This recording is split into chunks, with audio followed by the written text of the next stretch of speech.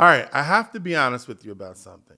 A few months ago, I sat down, opened up my laptop, and I typed a prompt into an AI tool just to see what happened. And in about 11 seconds, it gave me a song.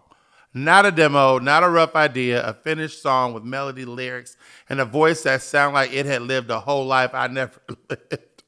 And I sat there for a second and I felt something I have not felt in a long time, y'all. I felt scared.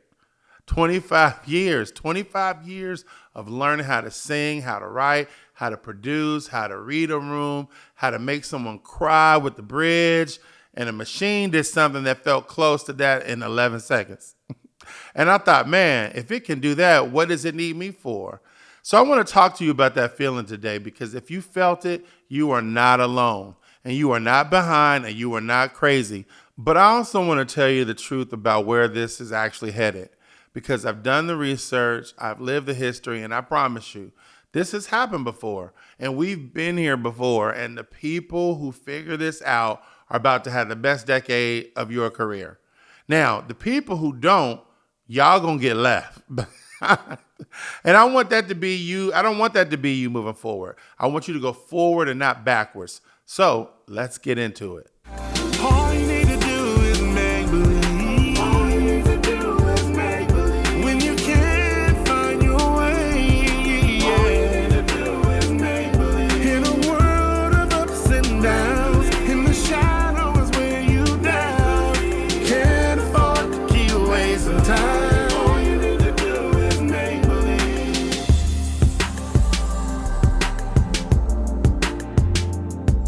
Here's the thing I need you to understand before we go any further.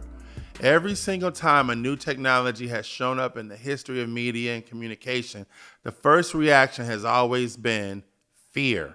I'm talking always. You can go back to the 1920s when radio shows up and you have preachers standing in pulpits calling it a tool of the devil, pulling families away from each other, ruining the art of conversation. People said that nobody would ever have to go to a live concert again because now you could just turn on the dial and hear music for free in your own living room. Now, come on. The television comes along in the late 40s and early 50s, and I actually did some digging on this because I wanted to know if I was remembering this right. And y'all, I wasn't even close to how intense it actually was. Y'all, they used to call the television the one-eyed monster. That's not me being dramatic. That's actual phrase, y'all, people used in print back in the day. There's a magazine article from 1949 where a guy describes his friend refusing to even own a television set. He was saying, and I'm going to paraphrase him here, that the thing, it was going to devour everybody if they would if they would allow it to be in their house.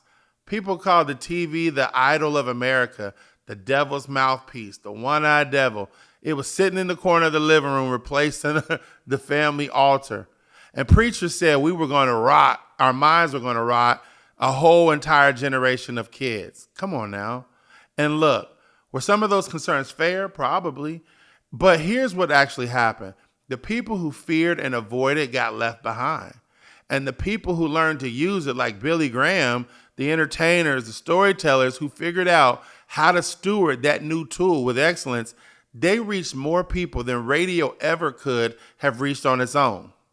So let's fast forward. The internet shows up in the 90s and everybody panics again. Social media shows up in the 2000s. Everybody panics again. Every single time, y'all, it's the same fear. And every single time, the technology didn't replace the humans who used it. It replaced the humans who refused to touch it. And I want to give you one more example because this one hits different, and I think about it a lot. Toys R Us. Y'all, Toys R Us used to be the place where you could get all the toys you wanted growing up, and that's where everybody went. And y'all, that was like the pinnacle of Christmas morning. And when e-commerce started showing up in the late 90s, they actually tried to launch an online store in 1999, but it didn't go well. They got buried in all the orders and couldn't fulfill it in time for Christmas. And they actually got fined by the FTC over it. And y'all, instead of fixing it, and just trying to get back in the fight, they did something that I think is the real lesson here. They basically outsourced their entire online presence to Amazon for about 10 years. 10 years from 2000 to 2010, they let Amazon run their digital store. So while Amazon was building the muscle, learning the customer, they were mastering shipping and logistics, the whole digital experience, Toys R Us was sitting it out. And they were when they finally tried to build their own website again, it just didn't work. It was outdated. Amazon Prime was already giving free overnight shipping. On top of that, they were carrying about $5 billion of debt. And they never caught up from that. And so by 2017, Toys R Us filed for bankruptcy. And by 2018, the doors was closed. Now, check this out. Toys R Us is everything. And when I really realized they were the leader of all toys, and I just got to say this again, they really didn't believe in the internet. They did not believe in the progression of technology. They sat behind and said, nah, we good. We just going to let Amazon do that. And y'all, I would have never guessed that Toys R Us would be out of business because there was only really one place. They were dominating. There's only one place that they could go get toys, and it was at Toys R Us. And now they're completely done. And here's what I want you to hear in that story, because it's not simply they ignored technology. They tried it once. It was hard, and they quit. They handed their future to somebody else instead of pushing through the hard part. Y'all, that's the trap. It's not the new technology that's scary. It's the first attempt is always clumsy. And a lot of us, we just quit right there. The clumsy part, right before it would have clicked. And check this out. That's me. There's so many times in my life, in my story, that I would start something and then I would just actually quit. Can you believe that? Like, I can go on and on about being ahead of something. I used to be ahead of social media before it was social media on YouTube. But then I was like, man, this ain't working. And I abandoned it. I was doing podcasts 10 years ago. Well, my first podcast was a thing called Show Up. And it was just getting hard. And so I abandoned it. Do you know if I would have kept going with Show Up, it would be a really big podcast, but it's never too late. So now, let's talk about AI specifically, because I don't want this to just be a history lesson. I want you to walk away from this knowing exactly what's at risk and what isn't. So here's the truth. AI is very, very good at production, at commoditized production. It can write you a great caption. It can generate you a nice backing track. It can build you a thumbnail in 10 seconds. Y'all, it can even write you a whole song. What it is not good at, and what I don't believe will be good at for a very long time, is the thing that actually makes people trust you. It's trust. It's taste, story, relationships. That's the stuff AI cannot replicate, because that stuff isn't made. It's earned. It's built across years of showing up, keeping your word, creating something real when nobody was watching, and maybe even surviving something that should have taken you out. Now, think about it this way. I've been doing this for 25 years. I've had albums that flopped. I've had artist relationships, and painfully, I stepped back from something I built out of pure fear and overwhelmingness back in 2017. And I had to find the courage to come back at it years later. I've lost people I love within the same 12-month span. I was trying to hold a career together. None of that is a prompt. AI cannot generate 25 years of scars and lessons and come back stronger. That's mine. That's yours. And if you've lived it, that is the actual product. The song, the caption, the video, that's just the container the story gets poured into. Does that make sense? So when people ask me, is AI going to replace me? My answer right away is AI can replace tasks. Yes, it cannot replace you, but only if you know what you actually is. If your whole value proposition is, I know how to run a camera, or I know how to write 4 chords that sound good, I'm going to be honest with you, that part is getting commoditized fast, y'all. And I say that with love and fear. But if your value is, I know how to make people feel something true, you're about to become more valuable, not less. because the market is about to get flooded with content that has no soul behind it. And people are starting to starve for the real thing.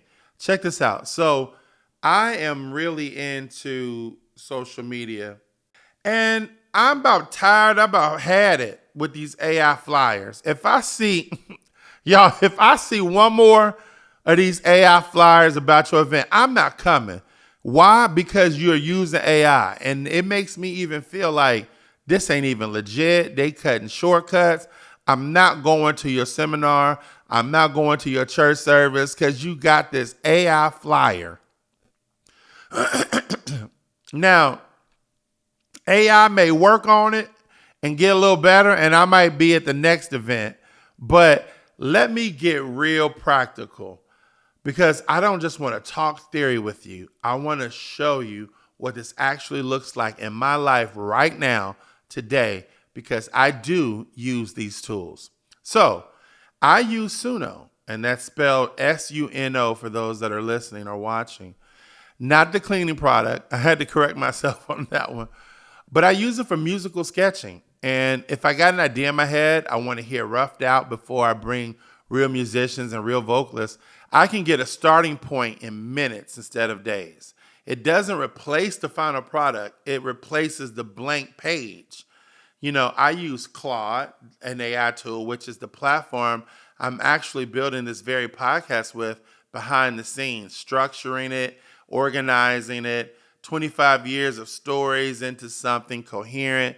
It's helping me think through strategy for the show, for the brand, for the business side of things. It's like having a really sharp assistant who never gets tired and never forgets what we talked about last week. Check this out. So I basically, I basically, I have people that work with me, but I make them understand Claude is an employee of Come On Creative. Y'all, it would cost me a whole lot of money to have an assistant like Claude working for me, helping me through everything that I'm strategizing. It is a tool. I use Claude like I even try to put a face. I tried to even make a face to Claude. I use my phone, y'all. I talk to him like I'm talking to you. I mean, I talk to him like he's a friend. Now I don't talk to him about therapy and personal issues, but I have talked to him about some things, but not like as a friend where I need counsel. But he does give great advice. And so I don't always go with what Claude says, but I always use it as a springboard. And I've also used ChatGPT too, like most people have at this point. And people use it for quick drafts, brainstorming, getting unstuck when you're staring at a blank page. Here's what all three tools have in common. And this is the whole point. I am still the one who decides what's good. I'm still the one who knows what sounds like me and what doesn't sound like me. I am still the one with the taste, the ear, the 25 years of pattern recognition that tells me when something has a soul, or if it feels hollow or feels fake. AI does the labor for me, but Calvin Nowell still does the judgment. So let's not get that twisted. And that's where I think a lot of us need to grow moving forward. Not just in music production, but in pre-production, in post-production, in graphics, and in editing. Those tools are only going to get more woven into how we create. And the people who learn to direct them the way you direct a really talented but very literal intern, they're going to move faster and create more than they ever could by themselves. And the people who refuse to even open the app are going to be the Toys R Us of the industry. So I say that as a warning, out of love, y'all. I mean that in love. It's not a threat. And listen, I know a lot of that fear is generational.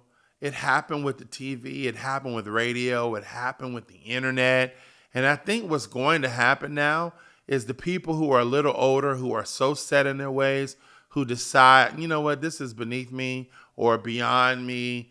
They're the ones who are going to get left behind. Not because they're less talented. It's just because they opted out of the tool. Let me give you a real example from my own week, because I think I'll make this land better than me just talking in concepts. I had a caption to write for a carousel post. And normally that's maybe 20 minutes of my time staring at a blank screen, trying to figure out the right opening line. I ran it through Claude first, got a rough draft in 90 seconds. Then I spent 20 minutes doing something way more valuable. I rewrote half of it in my own voice. I cut the lines out that didn't sound like me and added a personal detail that AI had no way of knowing because it wasn't there. But it's the same 20 minutes, but I just maximize it. Now, completely different use of my time. Before 20 minutes went to staring at a cursor. Now 20 minutes goes to editing for the soul. And that's the shift I want to make. And that's the shift I want you to make.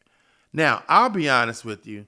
There's a version of this that scares me too, and I think it's worth naming out loud instead of pretending I've got it all figured out. The version that scares me is a world where nobody wants to put in the 25 years anymore, because why would you? If a machine can fake it in 11 seconds, but here's what I keep coming back to. Fake doesn't hold up, y'all. It never has. You can fake a song. You can't fake a career. You can't even fake a room full of people who trust you because you showed up for them over and over for 2.5 decades. That's the part I'm not worried about, because that part was never for sale. You can't, check this out, authenticity is so real, you don't have to really worry about being replaced. Now, I'm in middle age of life. I tell my friends, and they will tell you this. I'm like, what are y'all doing on social media? I don't got time for that, man. It's just this and this. I'm like, listen, if you don't embrace technology, you're going to get left. Now, I'm telling you this. My body may get old, but age is a mental attitude. I'm trying to keep my mind fresh. I even say to myself, like, y'all, I'm in my 30s in my mental attitude. I may not be physically look like I'm 30, but my mind is at 30. And when it comes to AI and social media and all that, I'm going to be 80 years old with an active account talking and telling y'all all my stories at 80. Like, yeah, y'all, let me tell you about when I used to live in Nashville, and Nashville did this, and I used to do this on the stage, and I traveled with this artist and that. That's going to be me at 80. Whatever platform's out there, I'm sticking with it, because that's where we're going to get left. Now, I want to talk to you about this mastermind moment that came to me. It's actually a huge part of what I want to dig in with you all inside of the make-believe mastermind that I'm working on. And I'll talk more about that later, because here's what I believe. Strategy without hands-on application, it doesn't stick. And I actually want to sit in a room full of creative entrepreneurs and work through how to use AI into your workflow without losing your voice in the process, how to use it for speed without letting it drown out what makes you. And that's the whole heart of make-believe, y'all. It's really about turning passive dreaming into intentional action. And that includes being intentional about the tools you pick up instead of just being scared of them or just blindly follow them. If that's something that you want to be a part of, please reach out to me. Let's talk about it. Let's build a class. Let's build a workshop. But let me bring this back home, because I don't want to leave this episode with the sales pitch. I really want to leave you with something you can actually start using today. Here's what I want you to walk away from this episode with. 3 things. Number 1, stop asking, will AI replace me? And start asking, what part of me can never be replaced? Go make a list. What do you know that you took years to learn? What have you survived that gives you a perspective that nobody else has? That list is your moat. That's your reason. That's your whole motivation. So protect it, sharpen it, and lead with it. Number 2, pick one AI tool this week and actually use it. It's not to replace your voice, but to save you time on the parts of the process that were never where your gift lived anyway. So if you're a singer, you were never gifted at scheduling emails. Let AI tool handle that email. You know what I'm saying? And if you're a producer, maybe you weren't gifted at writing captions. Let the AI tool draft it for you. Then you go in and make it sound like you want it. You know, it's just a small step, baby steps. Just one tool this week. And finally, number 3, remember Toys R Us. The danger was never trying the new thing and it being hard. The danger was quitting after the first hard attempt and handing over the future to someone else. So if you try one of these tools and it feels weird and clunky, it might feel that way at first, but don't quit. Push through the clumsy part. Push through the rough part, y'all. That's where everybody generally quits. And that's exactly why it's the opportunity. Y'all, I'm 25 years in and I'm telling you, I've watched enough waves come through the industry to know how this goes. The fear is real, and I feel it. And I'm sitting here listening to a song machine write a song in 11 seconds, but fear was never a good enough reason for me to opt out. Not with radio, not with TV, not with the internet, and not with this. I'm making a different mindset. You are not being replaced. You are being asked to level up. And y'all, I believe you can. I believe you can do this. It's time for us to start turning our dreams into doing. Remember, you don't get what you want just because you want it. You get what you believe is possible. Now, go make belief happen, and I will see you next time.